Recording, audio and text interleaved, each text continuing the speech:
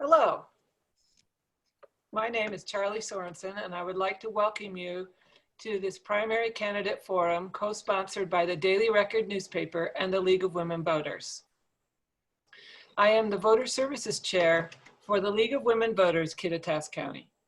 Founded in 1920, the League of Women Voters is a nonpartisan organization with 800 affiliates across the country. It encourages informed and active participation in government, works to increase understanding of major public policy issues, and influences public policy through education and advocacy. The League never endorses or opposes candidates or political parties at any level. We don't care how you vote, only that you vote. League membership is open to all genders, ages 16 and over, and we invite you all to join us. Our moderator for this primary candidate virtual forum event is Catherine Murphy. Catherine has been a member of the League since 2017, where she has filled a variety of roles at the state and local level. Thank you, Catherine. Thank you, Charlie. I'm very pleased to have the opportunity to moderate our virtual 2020 primary candidate forums. These events offer voters the opportunity to hear directly from candidates in response to questions sourced from inside the community. As with everything else right now, we are learning how to modify traditional in-person events with virtual ones. The League of Women Voters records and retains a full unedited copy of all candidate forums. If any portion of the League forum is redistributed out of context to make a candidate appear to say something they did not say, or edited to make a candidate look bad, or in any way they did not actually look at the original forum, then the League of Women Voters will alert the media, provide the unedited video for comparison, and file appropriate complaints with any applicable governing authority. For these forums, we record each candidate interview using the same structure: a 60-second opening statement, 90-second responses to 3 community-sourced questions, and a 60-second closing statement. The forum recordings are being offered in 2 formats. Viewers can watch each interview as a standalone choice, and they can watch as a 5-part playlist, which shows all candidates in the order in which they appear on the ballot, answering the same question in a compiled video. Part 1 includes this introduction and each candidate's opening statement. Parts 2 through 4 show each question being asked, then the candidate's responses. Part 5 shows each candidate's closing statements plus my closing remarks. The forum recordings will be available at the Kittitas County League website and our YouTube channel, on the Daily Record website, and on Ellensburg Community Television, Spectrum Channel 191, and Inland Networks. The PUD Commissioner Position 1 job description includes that the Kittitas Public Utility District Commissioners serve a 6-year term. They ensure the district continues to deliver affordable, dependable electricity to rural and urban areas. The commission establishes policy, approves plans, budgets, and expenditures, and reviews the district's operations. The legal responsibilities and powers of the district, including the establishment of rates and charges for services rendered, are exercised through the commission. 5 candidates are running for the Kittitas County Public Utility District Commissioner, Position 1. Rick Catlin, Jim Henderson, Ron V. Mitchell, Patrick Kelleher, and Tom Morris. Now I want to welcome Jim Henderson to this forum. Thank you for taking the time to be with us. We will start with your 60-second opening statement. All right, thank you. Thank you to the League of Women Voters and the Daily Record. This is always a great opportunity when we can share information, especially when we're talking about voters and voter info.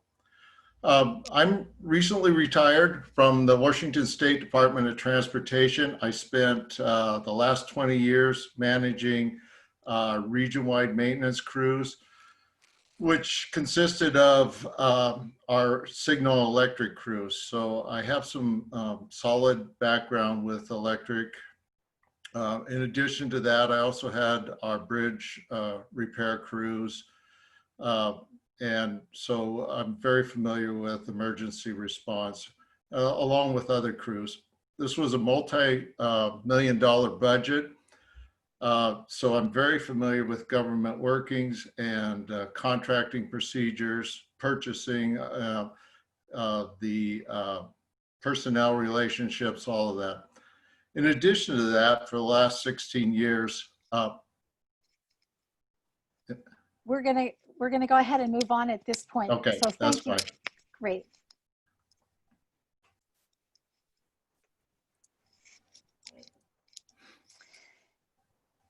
So question 1, what experiences and education make you suitable for this position and why are you running? You, Mr.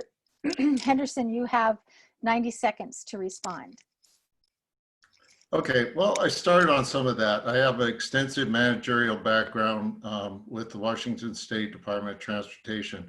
Additionally, I spent the last 16 years with the Department of Health on various boards and commissions. The last 8 were spent with the Dental Quality Assurance Commission as a governor-appointed public member representative. So I have the background in the government, and I also have the commission experience. Good. Thank you.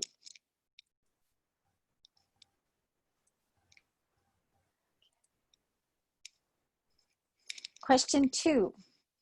Customers are increasing their use of renewable energy, which results in lower demand for electricity the PUD sells. This forces the utility to increase prices. How will you balance support for renewable energy with a balanced PUD budget? Mr. Henderson, you have 90 seconds to respond. Well, anytime we're adjusting budget and when we have influences to our income, there's going to be an impact. You look at your budget, you prioritize, and you work from there. Okay, that's great. Thank you. So am I stopping too early?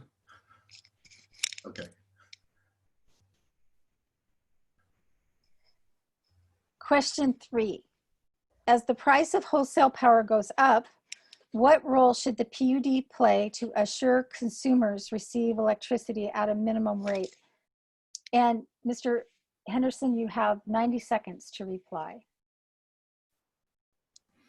Well, you know, unfortunately, rate increases are going to happen.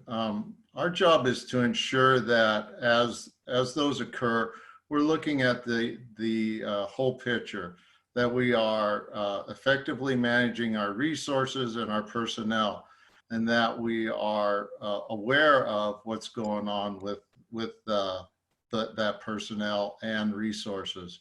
And again, we prioritize our needs, and those then help us deliver an effective program. Thank you.